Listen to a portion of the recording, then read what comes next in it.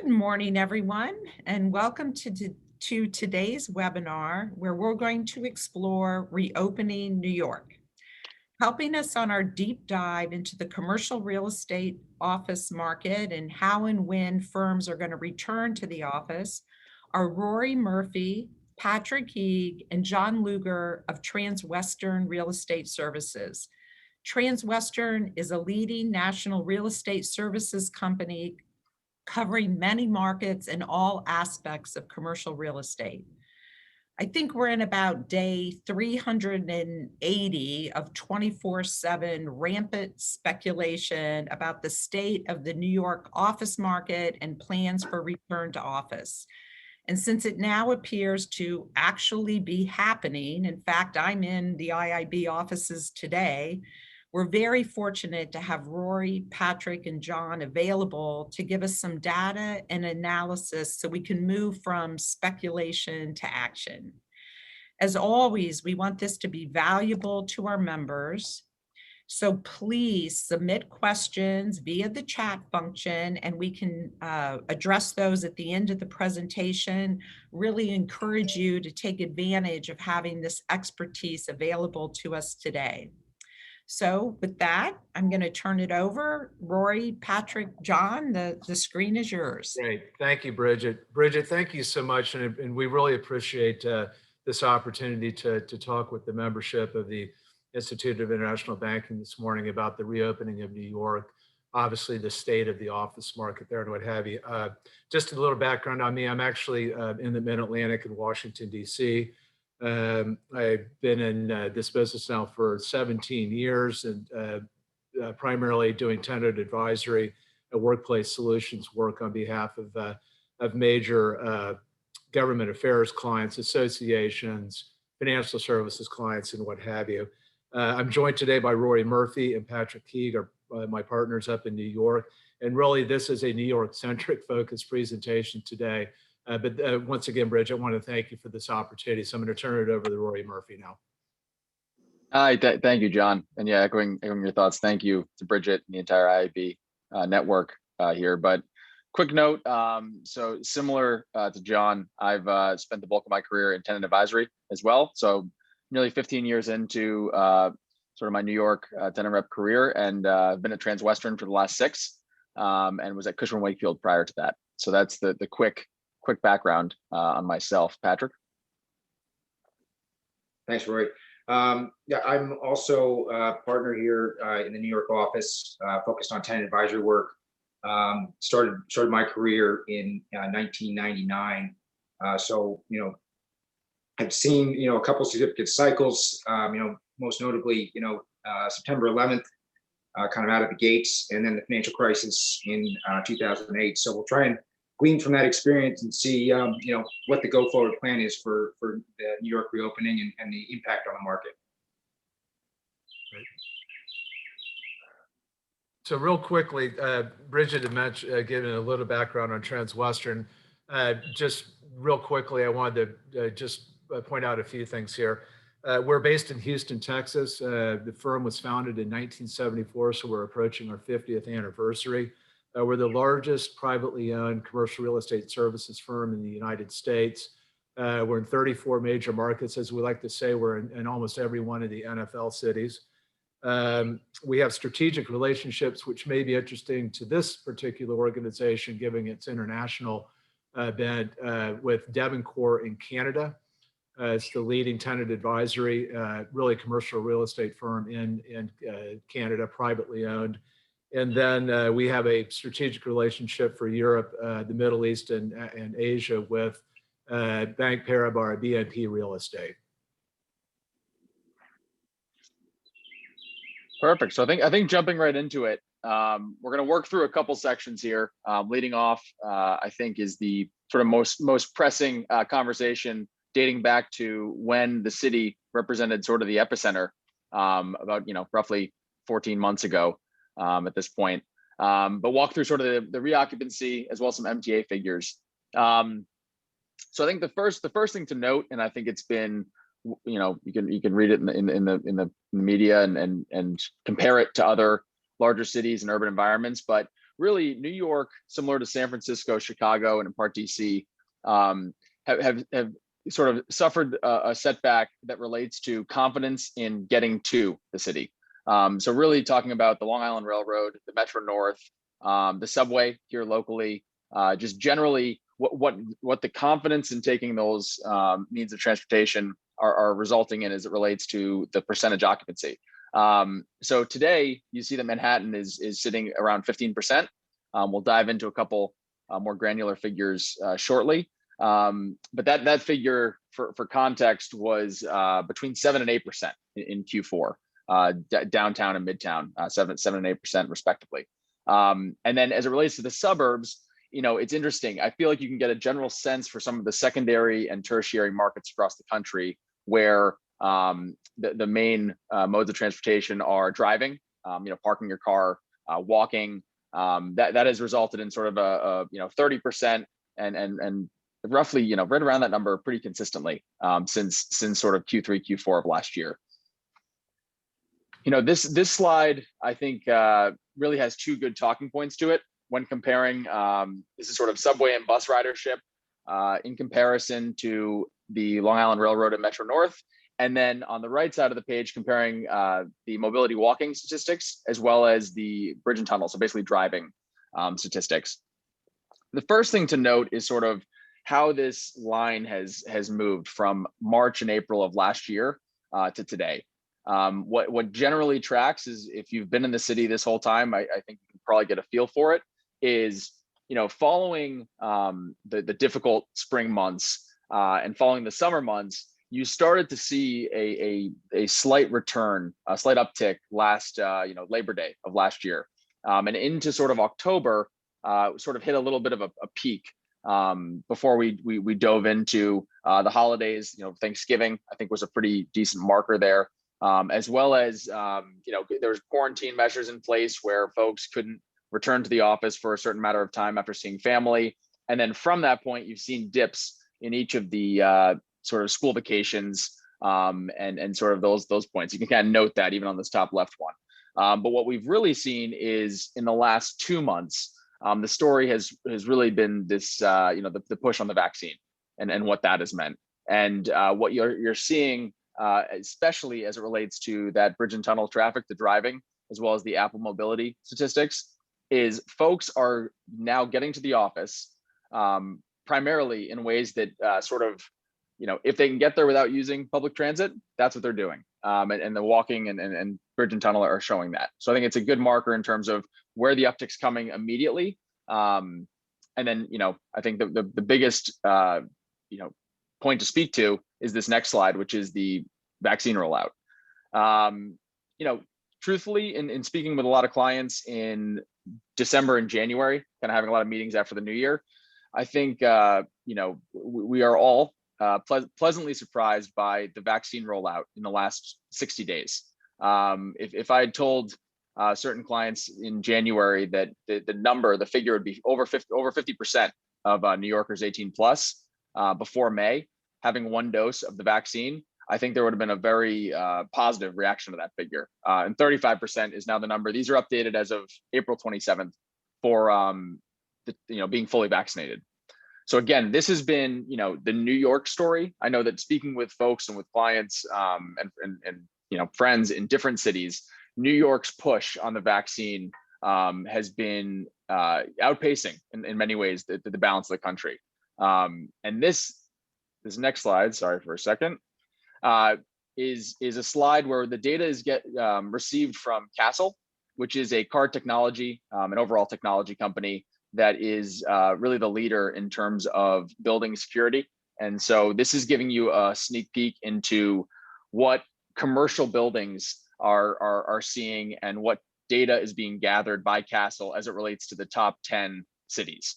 So again, you can sort of see the list of the cities as well as some average statistics. But I think that the real story here, New York didn't exactly have the highest figure to work from in the beginning of the month. You see 13.5%, but really in a kind of week over week and sort of in the last 2 weeks change, you've seen the greatest uptick in New York in terms of the percent change of folks coming in. And again, you're seeing similar things happen as it relates to Chicago and San Francisco. So I think that just gives you a sense of, broad picture. I think you're seeing a story in New York where, there are more people in the streets. I think the push on Midtown itself is something that, walking to the office today, you're seeing the benefit of kind of a successful vaccine rollout. Companies starting to see, hey, we're starting to see the figures in our office grow from, 1 in 3 folks being vaccinated or having the first shot up to as much as 2/3 and 75%. So that's the quick note there. And I'll pass it over to Patrick to give you sort of a better look at the market itself as a result of those things. Thanks, Rory. So this kind of is a quick summary. We'll get into more granular detail on these topics. But the overwhelming trend, as you can imagine in the market for the past 12, 13 months, leasing activity is down significantly. Construction, however, certainly for new construction, has continued to move along. With 14 million square feet of new construction underway. Most of that has been pre-committed to pre-pandemic. And as construction was deemed an essential service, these projects have continued to move forward and perhaps ahead of timeline in some ways because it's been easier to get in and out and move around the city. We've seen some impact on rents, but we expect that there will be further significant impact on rents. And then, kind of what we're talking to today is companies are now starting to look at, what does a long-term occupancy plan look like, and trying to get their arms around that, because the workplace is significantly different now than it was 13 months ago, and sort of, what is the new normal? And, it hasn't been established, but, we're working to figure that out. There's a lot of sublease space in the market. We'll get into some details on that. But there still are some deals happening. But again, the volume is down, almost to historic lows. So New York City is a 455 million square foot market, which traditionally hovers, if you ask where equilibrium is in terms of, sort of a balance of a sort of fair market between tenants and landlords, that equilibrium is somewhere around 10%, maybe might even say 9%. So right now we're at, a 16.9% availability rate. So significantly above equilibrium, which indicates that this is a very tenant favorable market. And so, it's an impactful number. I mean, we're really, historically a high amount of available space. And so, again, that's going to create opportunities for tenants as they start to figure out their long-term strategies in the city. One of the biggest drivers of what's going to impact commercial office rents is sublease space. Sublease space trades at a significant discount to direct space. So direct space being space that a landlord is leasing on a direct basis to a tenant versus a sublease, which is a tenant subleasing their remaining commitment on their lease obligation. Sublease space generally trades depending on the amount of term, anywhere from 20 to 40% below what a direct lease would be for comparable space. And so what we've seen here is we've seen a very significant increase in sublease availabilities. What was 25% last year is now 33% this year. So, and with the potential for additional sublease space to come on the market as companies start to figure out, what their footprint looks like.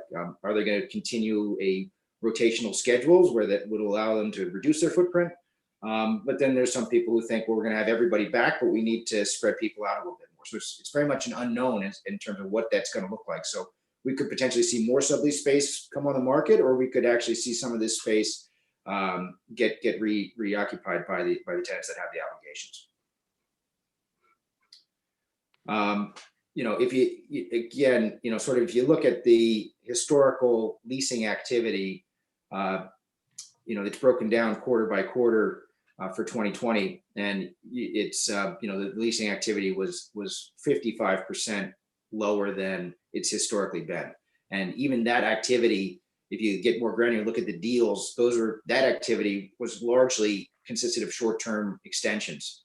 So long-term deals really were very few were made in the last 12 months.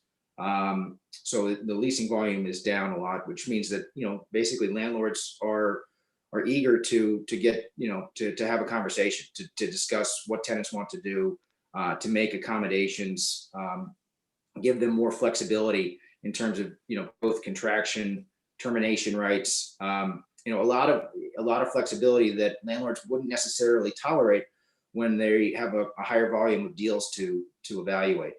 So it's a great time right now to lean on your landlord. Again, even if you have a long-term commitment for your space, you can, this is an opportunity to have a conversation to right size that. Whereas in a tighter market, landlords are not interested in talking about, restructuring a deal. Certainly that would be to the tenant's favor. So, this number indicates that, and it's just the reality is that landlords are eager to have conversations that they otherwise wouldn't have approached, a year and a half ago. So that brings us to sort of what can we learn from history. In the financial crisis in 2008, we saw a year-over-year decline of almost 19%, and so which declined further to approximately 25%. That's going back to the left side of the screen, which is between 2008 and 2008 and 2009.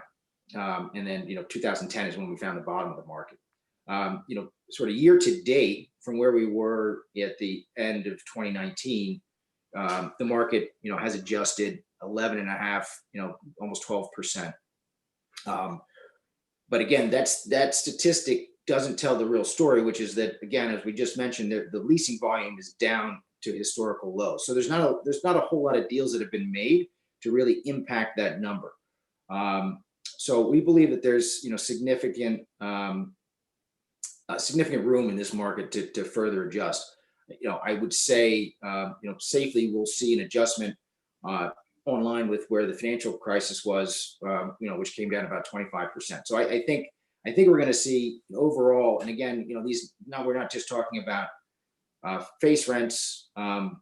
We're talking about overall net effective rents. So that include the factors of free rent concessions and work allowances or landlords building spaces. So a lot of we've seen some decline in the market, but I think the biggest opportunities are right in front of us. So we're going to see rent, when those deals get booked, we're going to see the decline much more significant than we've seen to date, which is the 11.5%. But we anticipate that will be down much closer to 25%, and in some instances even more.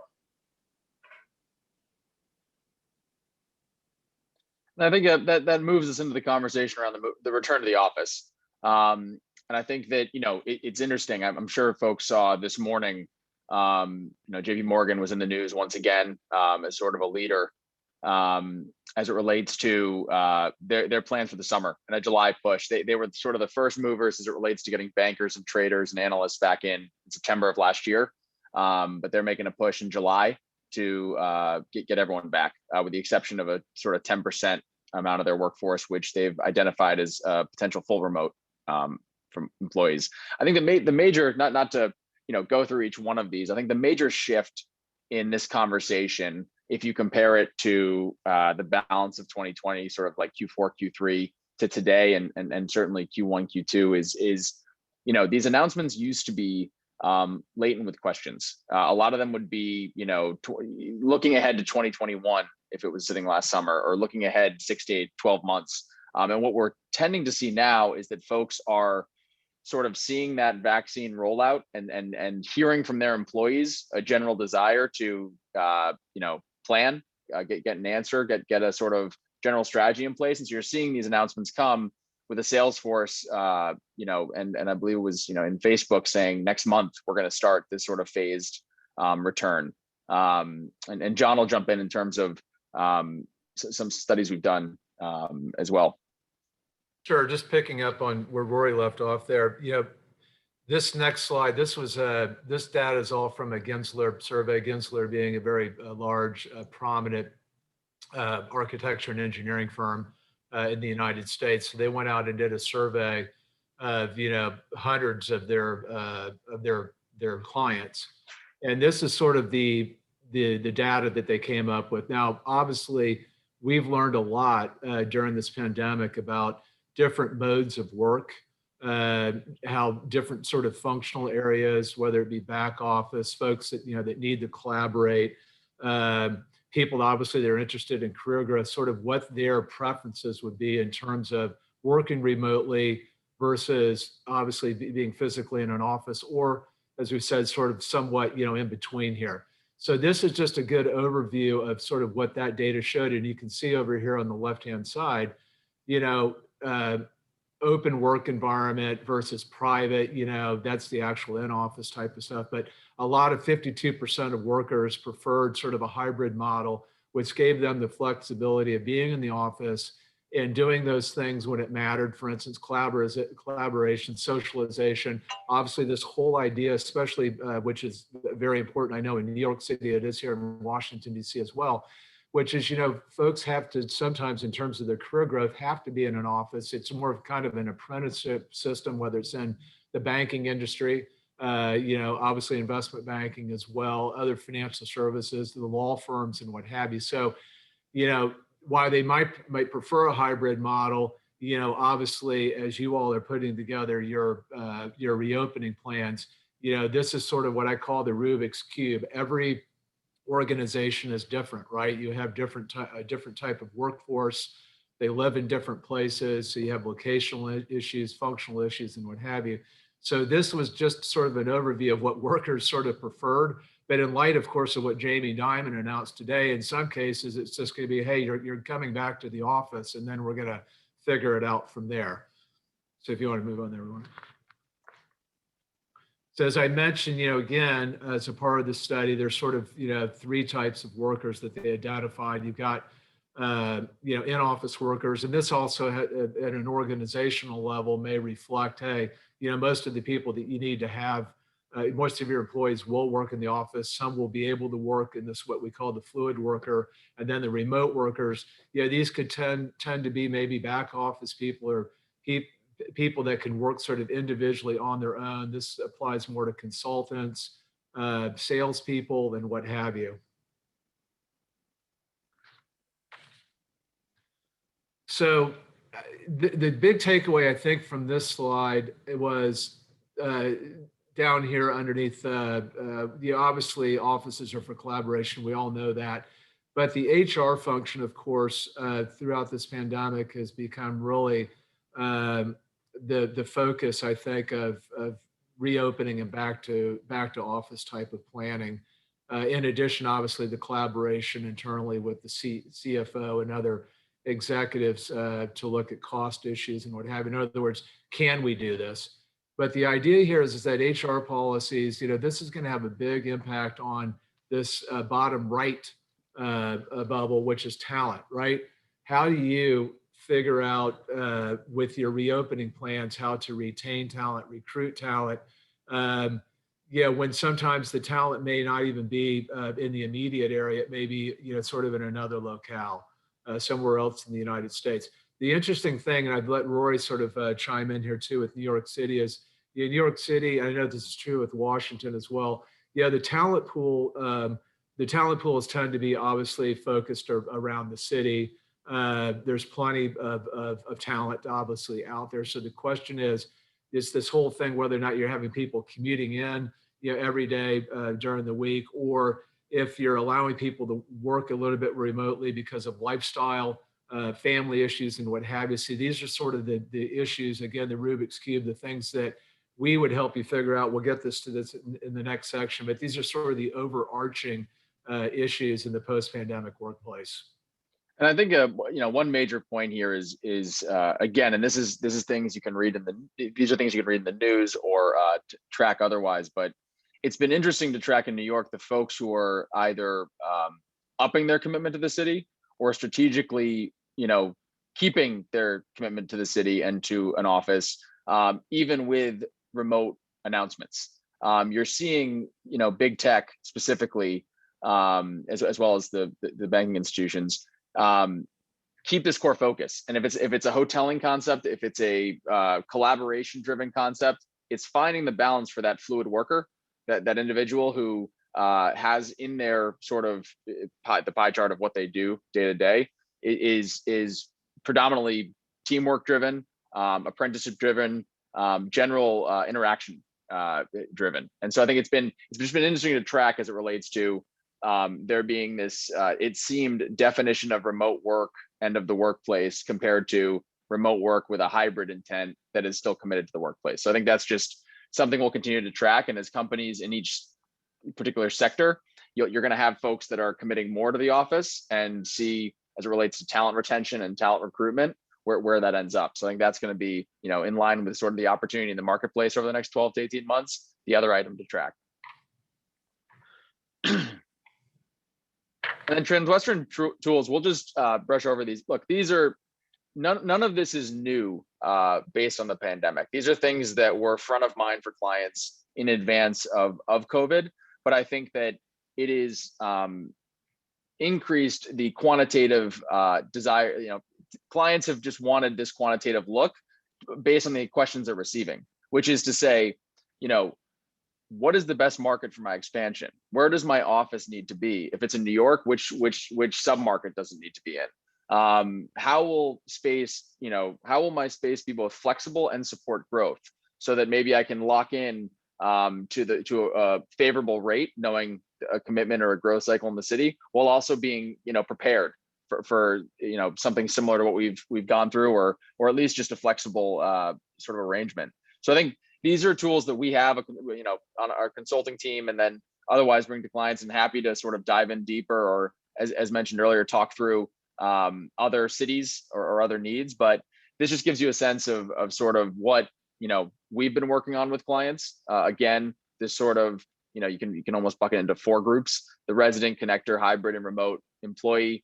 How those folks will make up a general square footage or a space program, I think is just something that's been, it was difficult to have a conversation around the effectiveness of remote work in 2019. It's certainly been made easier based on what everyone's been through in the last 14 months.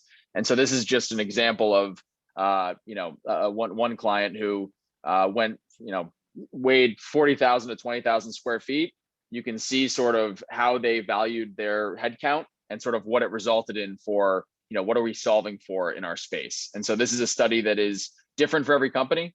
There's not a one size fits all as it relates to, how we come up with this, but it just gives you a sense of, the general step-by-step approach needed, and very sort of, discovery driven, a lot of work up front before you go out and see space. Hey, Rory, is generally. Yeah. Rory, I just wanted to add one thing here too.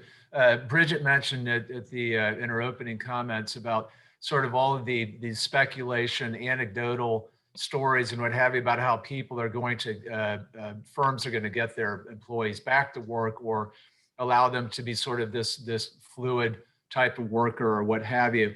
And I think this whole suite of tools that Transwestern, as Rory mentioned, that we're developing pre-pandemic, I think the interesting thing here is that, you have always the qualitative things that you consider about work environments, about your workforce and what have you. What this does, it just gives you a quantitative basis for having confidence in the decisions that you are going to make and support your back to office planning. That's sort of the idea behind this. And once you've done this, obviously, then you can make adjustments, things that work, things that don't work, and what have you. But that's really sort of, at the end of the day, the nexus here is that your back to the office plan is up here, and you have qualitative considerations here and quantitative ones here, and it all leads up to basically making the best decisions for your future office occupancy, or whatever your office planning needs are.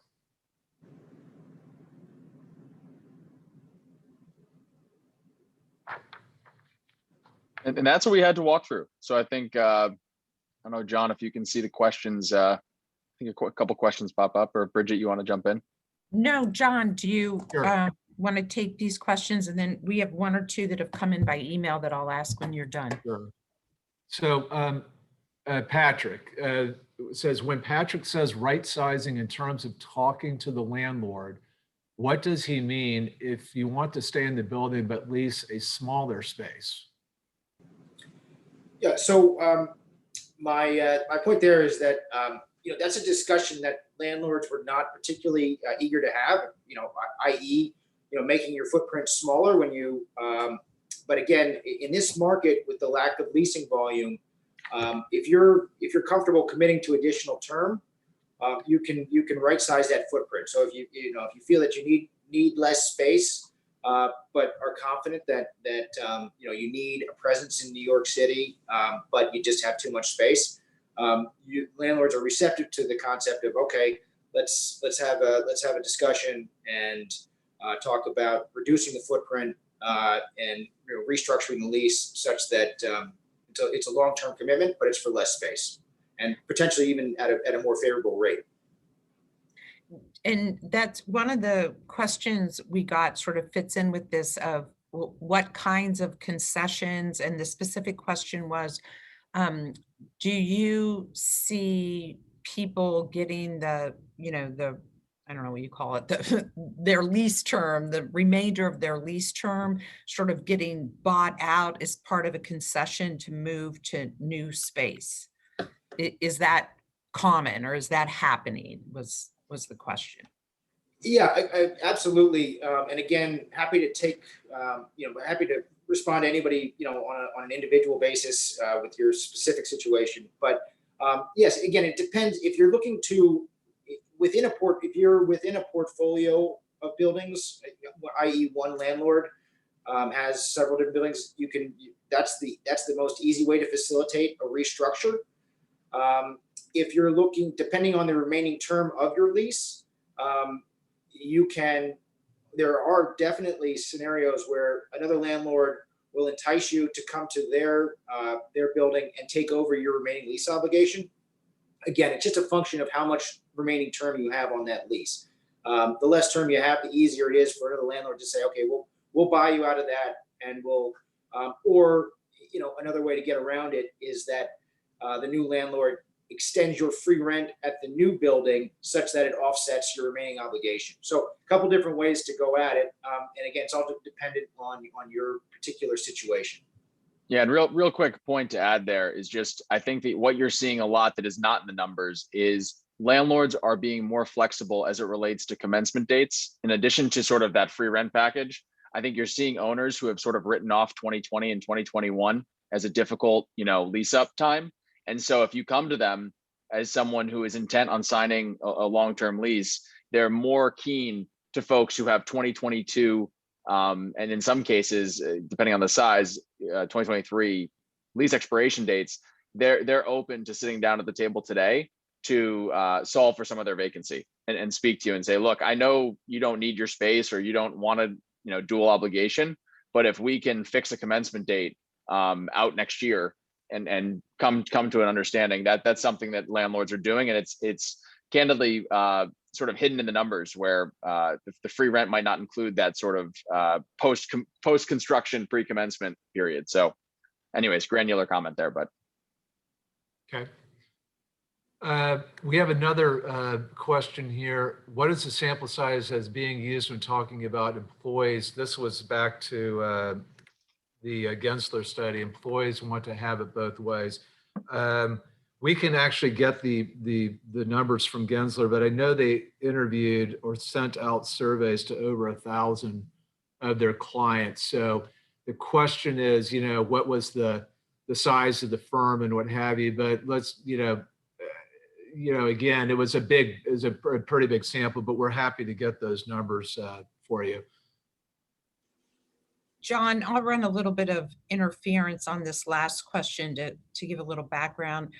We had a discussion yesterday about for banks, there are legal and regulatory requirements about being licensed, licensed Yes. offices and licensed where you do business. Yeah. So there was a lot of discussion about what work from home, when does that become an office? When do you have regulatory requirements? And I know you guys are not bank regulatory lawyers, so would not expect you to opine on that. But I think we'd just be interested if you're seeing with any, financial services, bank clients, have you heard anything that sort of reflects those legal and regulatory concerns?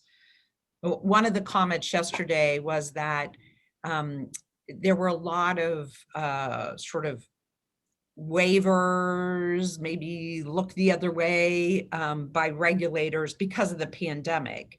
As we move from sort of those emergency lifting of a lot of those requirements to back, to a normal situation, how will work from home as a long-term prospect, like how might that work? I don't know if that's come up with any bank clients that you might have or not. Rory, have you heard anything on that? I know again, articles I've read, with blue sky laws and what have you, people that want to live out in Right. Idaho.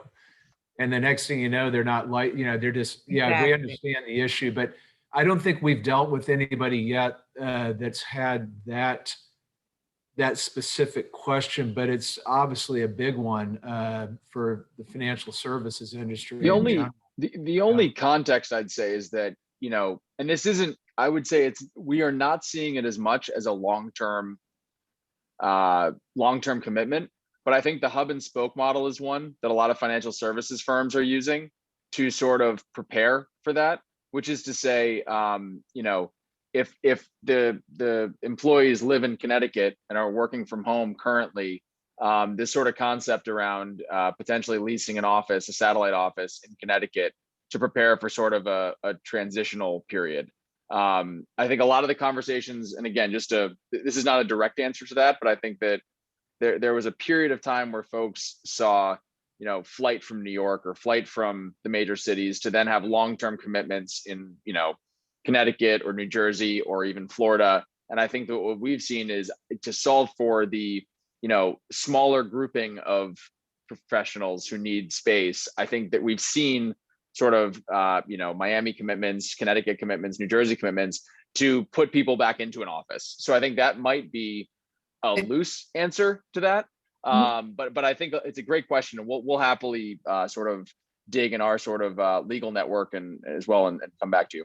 Yeah, just curious about what you're observing. And I think that was one of the points made yesterday. And we've even seen it with some of our members, exactly that, where they're, have kind of offices in the whatever metro area. One more question, if you have time, is, any observation sort of Midtown, Hudson Yards, downtown, are there differences, or, you sort of seen this applies to all of New York, the information you provided? Yeah, certainly. I mean, yeah, we've seen it's sort of, I would say it's across all markets.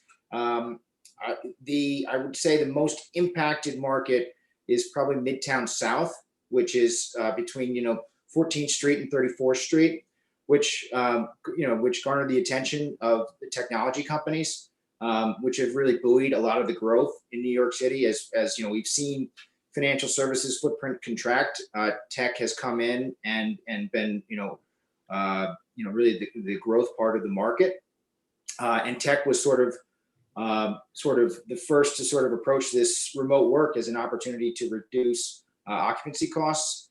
So the demand in the Midtown South market, which had the lowest vacancy rate, we talked about earlier, we're now approaching a 17% vacancy rate. Midtown South was sub 3%. So it was just extremely desirable for technology companies to locate in Midtown South, again, attracted by Google's hub at 111 8th Avenue, and being proximity to that, and just having a real technology hub in Midtown South. You've seen a glut of space become available and rates reduce significantly as demand has essentially gone away in that submarket. So most impacted it has been Midtown South, which was historically, or over the last couple of years, really sort of one of the most desired markets to be in. But I'd say across the board, there's opportunities Midtown South, and downtown. Yeah, and both Hudson Yards and downtown, you had that flight to quality. It was really the story, and leading into 2019. And I think that you saw, comparatively speaking, specifically to 2008, and I think the sort of tenant diversity of some of Lower Manhattan specifically, and then Hudson Yards sort of success story and lease up is you have very diverse tenant bases in those markets, and the new construction that folks are still attracted to has remained popular. And I think that Patrick's point is exactly right, where the side street loft buildings of Midtown South enjoyed quite a run up in 2019, and I think they're feeling the pressure the most. Great. That's all the questions we have. I want to say thank you. This was really, really interesting and helpful.